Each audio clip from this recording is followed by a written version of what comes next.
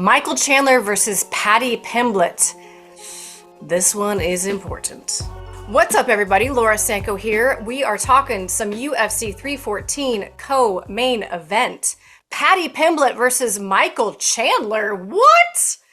Did not think that was going to come out of my mouth a few months ago, but you know what? I absolutely love it, Dean Thomas. I appreciate you being here. I appreciate your thoughts.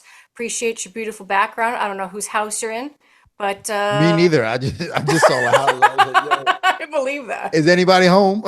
Nobody's here. So It's just I had insane. I had to do the show. Oh, that's awesome. So, so Paddy Pimblett, Michael Chandler was not a fight I probably saw coming a year ago, but I love it. I really love Really, it.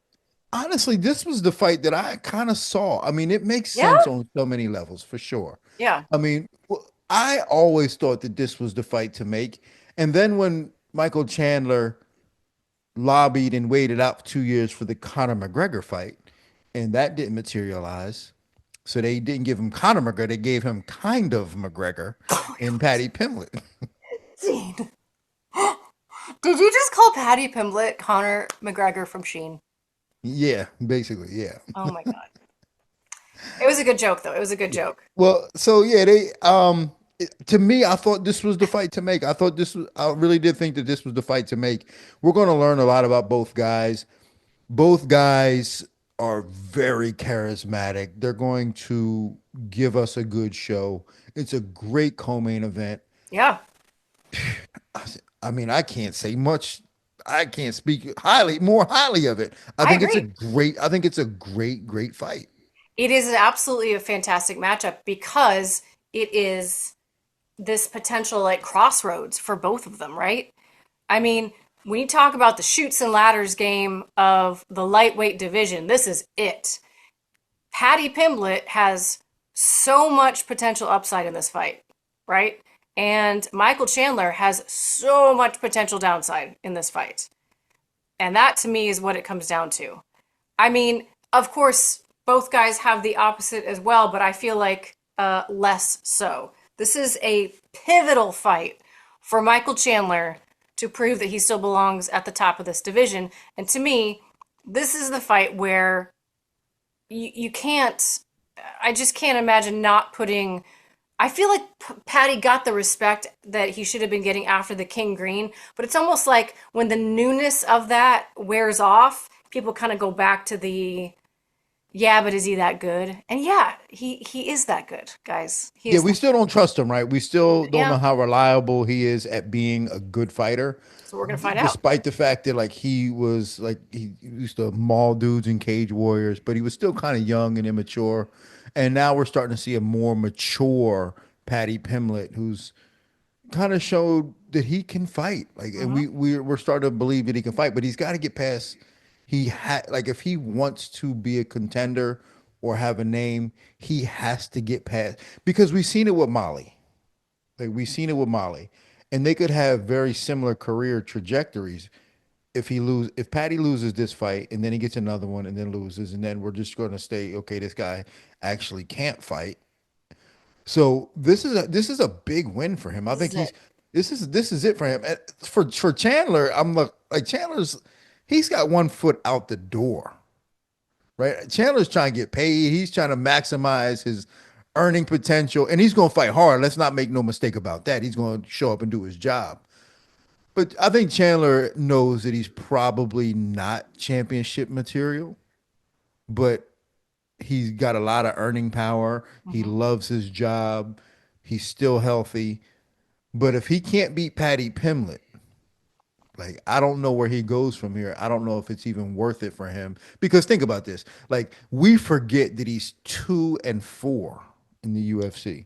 Can I tell you something? I told that to my husband at dinner, and he was just like, "What?" And I rattled it off for him. And it, on one hand, it's kind of like it speaks to how entertaining and fantastic his performances have been because it's like, I don't know, at least in my brain, he sits in a certain area that I hold him in very high esteem, right?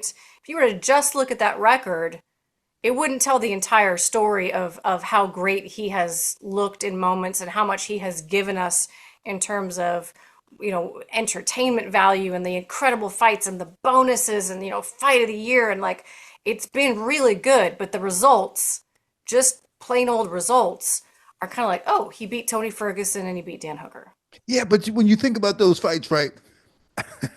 The fights that he won, he's 2-4, so he's lost all the entertaining, good scraps that he was in. But the two fights that he won were two strikes. You know what I'm saying? Like the Dan Hmm. Hooker fight, he just came out and blitzed him, hit him with the cross step, boom, Yeah, left that's a hand. good point. And That's a then the good Tony point. Ferguson The front fight, kick. he kicked him in the face. It was Yeah. like two punches or two strikes that got him his two wins. I mean, it's a weird way to look at his success, Yeah. The but one it where Tony hasn't been Ferguson this won in the crazy second thing. round, though? Or you just What's mean like the moments? in the Tony Ferguson fight? Uh-huh. I I think it thought was he the was second. losing the fight actually. Oh, did you? Yeah, he was. I thought he was kind of getting pushed around a little bit. Yeah. He was kind of losing that fight. Yeah. He had gotten hit and knocked back a few times, and he wasn't doing that well in the fight Hmm. until he found that kick. So what's your assessment of Michael Chandler? Um, Despite what I just said about him, I thought his best performance in the UFC was actually his last one against Charles Oliveira. Really? I thought he fought as good as he could have. I thought that's and he didn't and he had good moments in that fight. He's not as good of a fighter as Charles Oliveira. He had some good moments in that fight, but I thought he fought his best fight in terms of trying to win. Hmm. I think if we get that guy to show up and not be on this, oh, I got to entertain the crowd, Yeah. or I'm going to find a lucky strike. I use that term loosely, but I'm going to find this one big punch to knock Paddy Pimblett out. I think if he goes out there with a game plan and he actually fights to win against Paddy Hmm. Pimblett, I think Michael Chandler's a really good fighter. And I think he can beat Paddy Pimblett. It's so you just really kind of like reframed something for me in a very interesting way. Because up until when you said it like that, I would have told you that I watched that last Oliveira fight and I was kind of like, I feel like maybe I'm seeing Father Time start to touch his natural gifts. You know what I mean? The explosiveness, the speed, the whatever. But when you put it like that in terms of like that was him injecting a lot more fight IQ and strategy and just not quite being on Oliveira's level, then it's kind of a different way at looking at that performance as actually being quite good. Yeah, like he goes back to the corner, and I remember vividly him asking Henry Hoof, like, "Yo, dude, what do you want me to do, man? I can't really get to him. Mm. What do I need to do?" The old Michael Chandler is like, spewing blood and just going, "Oh, let me just throw a bunch of." But I think he really wanted to win that fight. He just wasn't good enough to do it. Like he didn't have the, and he handled himself very well on the ground, actually.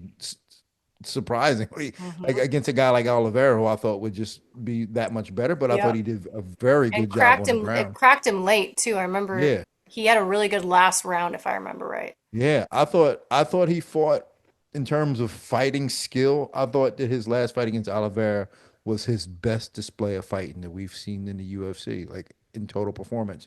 It just happened to be a guy against a guy who was better than him. Hmm. So what do you think we're gonna see? Well, before we do that, I want to ask you a different question. Uh, when, if ever, did you join the Patty hype train? And maybe I shouldn't call it a hype train. When did you did have you yet? Maybe is a better question. Had the moment where you're like, you know what? This kid's pretty damn good. This kid deserves to be. This kid could freaking fight. I'm not sure I'm there yet. Yeah. I don't think I'm still there yet. What I do think about Patty is, and this is in itself its own value, which sometimes is even more important than being able to fight, and that is being able to perform. Mm. Right? He shows up. He shows up. And I don't think the fans listen and understand how important that is and how difficult that is, because a lot of fighters that are better than Patty won't Don't. show up in the moments that Paddy shows up in Yeah. and give us what Paddy gives us. And he shows up and he performs. So I'm not necessarily on the hype train just yet as to how good of a fighter he is. I think that he does some things pretty good. I think he kicks well. I like the fact that he has an overall great game. Like he's not afraid to fight off of his back. He'll Hmm. shoot take. Like he's got a lot of things that he does well. I just don't know if he's a world class fighter yet, but he's a world class performer. Mm. And that makes up for any deficiency he has in fighting at a certain level. Like he won't beat certain guys just being able to perform if you don't have certain skills, but he'll beat a lot of other guys just being able to perform. And he has. And he has. So I'm still not sold on him as a fighter yet, but he's got plenty of time to prove it. Do you what do you think his best path to victory against Michael Chandler? What does that look like? If you're cornering him, what types of things are you telling him to do? Are you attacking the low kick? Are you staying on the outside? Are you? I think Patty's got some pretty tricky submissions. Hmm. I think I think finding there will be moments in this fight where there's chaos. I think if Patty can take advantage of a chaotic moment and snatch up a neck in a chaotic moment, I think that's his best chance of Yeah, victory. he's got a nasty back take. Yeah. But I mean, but we've seen Chandler be so cognizant of submissions when they're done in a traditional way. Hmm. When you try to attack him traditionally, he sees that. He's not a dumb guy. He does his homework. But I think Patty has to be a little bit more creative. Excuse me. I think he has to be a little more creative and to find a way in the chaos to snatch up a neck. And I think he might have some success there. Do you think, well, that's going to come out like a prediction. Well, I guess Well, the other side. you could ask the prediction. I ain't got no problem with my Well, prediction. I'll get there. But on the other side of it, for Michael Chandler, what are the things that he needs to do? Is it about landing that big overhand right? Is it No, I honestly, I think I think Chandler needs to wrestle. hmm. Patty's not stopping his takedown. Patty's not stopping that. Patty might be able to knee him on the way in, but he's not stopping the takedown. And I think that Chandler's aware enough to stay out of trouble on top. And I Hmm. like the, and he's a ground and pounder. He's not looking to pass your guard and submit you. He's a ground and pounder. Yeah, he's not going And to get tangled up. yeah, and that's kind of a lost art that I think that Michael Chandler has still embraced. And I think that if he can use that to his advantage, I think he can bust up Patty pretty good from on top of him round after round and then just wear him out and then eventually maybe be able to find a big shot somewhere. Hmm. Do you feel like a longer fight favors Chandler then? Yeah, I do. Because I kind of feel we talked about this in the main event video in terms of like experience and cardio and managing a 5 round fight. Michael Chandler's another guy with a tremendous amount of 5 round fight experience at the top of the sport, and it's its own art being able to do that, especially for these young fighters. And Paddy doesn't fight the way that Diego Lopez does, where he just goes out there and goes balls to the wall. But it can be tough for anybody, I think, to figure out how to uh, manage their energy systems over a longer fight. yeah, I don't think Patty's that is quick enough. And not to say he can't catch Chandler with a big punch or a big kick or something, but I just don't think he's quick enough to do it unless Chandler runs into it. Chandler could, in an attempt to be aggressively offensive, Hmm. just run into something and get hurt by that. But um, I think this fight does come down to tactics, and those tactics will be influenced by how entertaining they want to be to the fans. Yeah. If one thing we can expect, regardless of if they're trying to entertain or not, they're going to fight fun, and regardless, I think that's just their personalities to be fun. So we don't have to worry about this being a boring fight. I think it's going to be fun regardless. But I think that for their success, the winner has to prioritize winning over Over entertainment. entertaining. Yeah. So how do you see this playing out? Like, what's your prediction? I gotta say Chandler. I think Chandler is the better fighter of the two. I think Hmm. Chandler has more. I think he has stronger tools that will be harder for Pimblett to overcome. I Hmm. think his wrestling is going to be too strong. I think on top his base will be too good. He'll be too aware of the submissions, and then even on the feet, Chandler's chin has held up. His chin has held up, Hmm. and he still can deliver a pretty good punch. So, and I'm not sure that Paddy can take that. Yep. I think he might kind of get a little manhandled.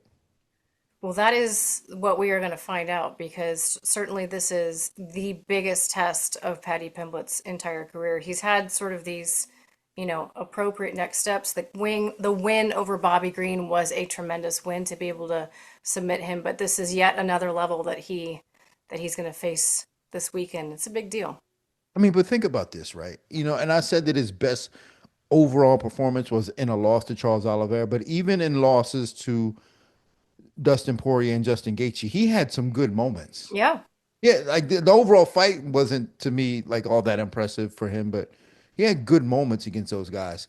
If he gets some of those moments on Paddy, I think he finishes Paddy. Like Hmm. Dustin Poirier, like he had Dustin Poirier in all kind of trouble. I think he gets that on Hmm. Paddy. I think the fight's over. Yep.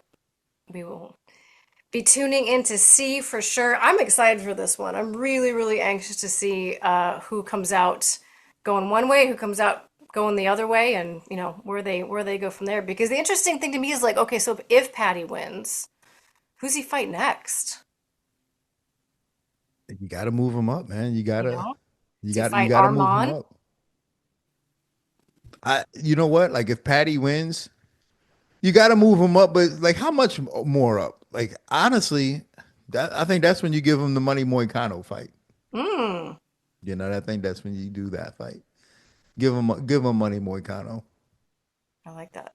I like So that. I was at the bar the other night eating some wings, you know what I'm saying? Not drinking, you know what I'm saying? I don't drink, I was eating Yeah. wings. But the commercials came on, the ads for the UFC came on, and I really Mhm. got kind of excited about it. It was kind of like, oh man, Volk and Diego and then Patty Yeah. and yeah. Dude, And this then whole card is so good. yeah, and then but you know Pitbull? what really stood out to me What? actually was just, and I know we're not talking about this, but just like I was thinking as a casual fan, but the idea that a man named Pitbull was fighting. Right? Just the cat, like I was thinking, I was trying to put myself in the shoes of a casual watching a commercial, and like just seeing the name Pitbull, like it wasn't Yes. even a name, it was just Pitbull. I was like, yo, I gotta see this dude fight. I think most people don't even know. I'm not even sure I know how to pronounce his last name properly. Me neither. I don't know. I'm not going to try to say it. It starts with an It's F. just Pitbull. Brazilian. Yeah, it's Pitbull. He's Pitbull. Pitbull, yeah. Incredibly exciting addition to the UFC roster for people who don't know. If you're a UFC only fan, this guy is the best fighter that has ever graced Bellator. I think like a No, without a doubt. three-time, what's that? Without a doubt. Without a doubt, Yeah. three-time featherweight champion, lightweight champion. Like this I've heard other people making this argument this week, and I agree. There's a very short list of like elite fighters that sadly we never got to see fight in the UFC, right? Fedor. Hmm. That's the majority of the list. And if Right. this had not happened, Pitbull would have been number two on that list. But luckily, that's not how it's going to play out. We get to see him join the UFC roster. And we're getting him at a time where he's got two or three left. Yes. So, and we're going to be able to We're going watch to make one them of good them ones. on Saturday night. So that's Yes. going to be exciting. Yes, yes. And Yair Rodriguez, what a perfect opponent to welcome him to the UFC and make for an Yeah. exciting fight. That's going to be awesome. Oh man, I'm Oh. getting excited now. I know we got Bryce Mitchell versus Yo. John Silva. Oh man, I yeah. mean, I, this is what a really good card. This is the best card of the year, hands down. so far, yeah, absolutely. Hands down, best card of the Absolutely. year so far. What an Absolutely. exciting night. Well, Dean, thank you so much for your time. We appreciate you always coming in, dropping the wisdom. Thank you very much for making me better every time. Well, I got your back. You know what I'm saying? I just got to make sure I bring my wig for the quick hits. Oh yeah, yeah. Bring your Yeah, wig. Bring your wig. yeah, So with a guys, quick check hit. us out on Saturday. We'll be live on Facebook at various times throughout the night, or at least I will be. I will be at least once with Dean. Guys, thank you so much for tuning in to our video here. We appreciate you so much. We appreciate your likes. We appreciate you subscribing to the channel. It means a lot to us personally. We're always trying to grow the channel. And if you have fan submissions, don't forget you can send them to oneononecombatsports@gmail.com. We always appreciate those. And we will see you next time.